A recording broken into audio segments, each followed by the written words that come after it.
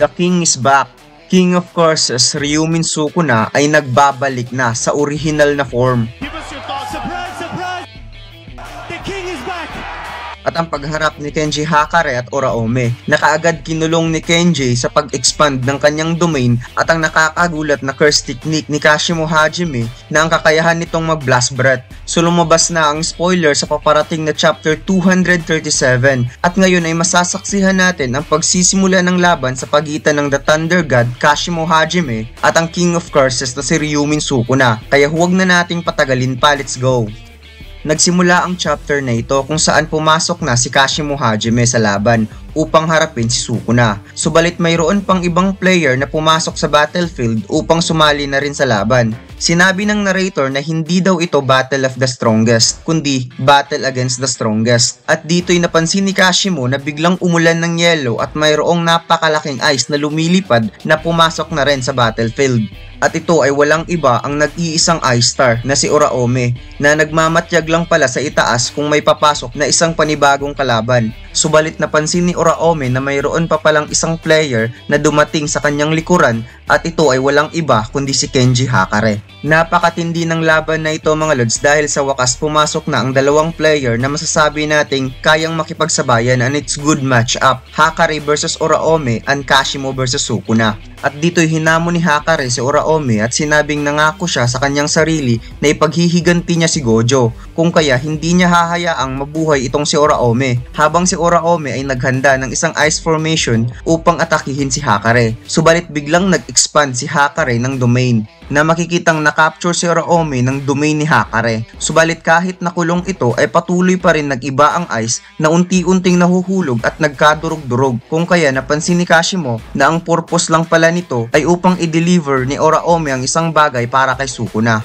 At ito nga ay isang cursed weapon na kinonstruct ni Yurusu na ang kapalit nga nito ay isang binding vow na kapag mamamatay siya sa laban nilang dalawa ni Sukuna ay gagawa siya ng isang cursed weapon para kay Sukuna. At tinatawag nga itong Cursed Tool Kamotoki. Pagkatapos mahawakan ni Sukuna ang Cursed Tool na ginawa ni Yurusu para sa kanya, ay bigla itong nag-launch ng electricity attack kay Kashimo. At sinabi ni Sukuna na mabuti, naramdaman ko na ang lumang panahon na parang ang ibig sabihin nito mga lods na parang nakakagamit din ng electricity curse technique si Sukuna sa panahon niya. Kaya masasabi kong ano pa kaya ang hindi nagagawa ni Sukuna. Subalit nagkakataon na ang cursed energy ni Kashimo ay gawa rin sa electricity kung kaya napasmile na lamang si Kashimo. Habang tinititigan niya si Sukuna ay tinanong niya ito kung naging pinakamalakas ba si Sukuna o ipinanganak talaga ito upang maging pinakamalakas. At dito'y makikitang parang pinaglalaruan ni Sukuna ang curse tool na hawak niya habang sinasagot ang katanungan ni Kashimo na sinabi niyang hindi niya alam dahil ipinanganak siyang walang nagkakagusto sa kanya. Nagtanong ulit si Kashimo kung paano daw nagpapakita ng pagmamahal at awa si Sukuna at gustong magpapaturo ni Kashimo kay Sukuna kung ang pagiging malakas ay ang mapag-isa upang mahanap ang isang lugar kung saan kaya niyang bigyan ng punishment ang mga taong pinakamalakas. Tinawag ni Sukuna si Kashimo na isang extravagant na parang isang taong mapag-aksaya ng panahon at kahit si Gojo daw ay ganun rin kung kaya hinamon ni Sukuna si Kashimo ng laban at dito'y nabigla si Kashimo nang hinamon siya ng King of Curses. Pagkatapos ay dito nagsimulang ginaganahan si Kashimo na kalabanin si Sukuna.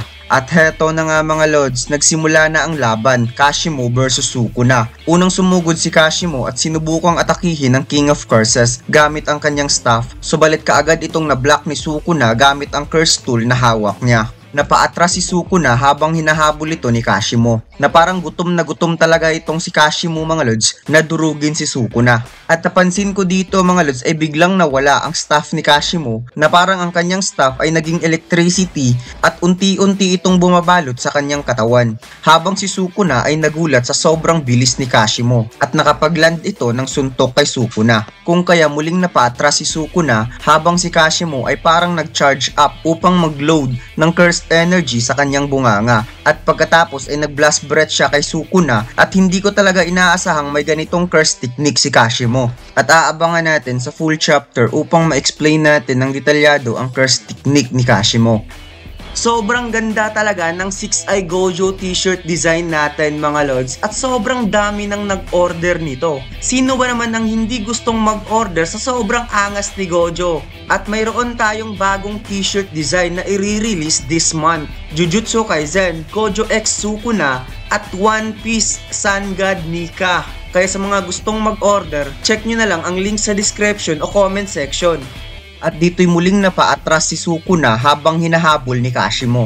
Sinabi ng narrator na ang curse technique ni Kashimo ay kaya niyang i-remake ang kanyang katawan na kayang makapagpasabog ng anumang bagay gamit ang kanyang cursed energy, na makikitang parang nagmumukhang beast si Kashimo dahil ang tawag ng curse technique na ito ay Phantom Beast Amber.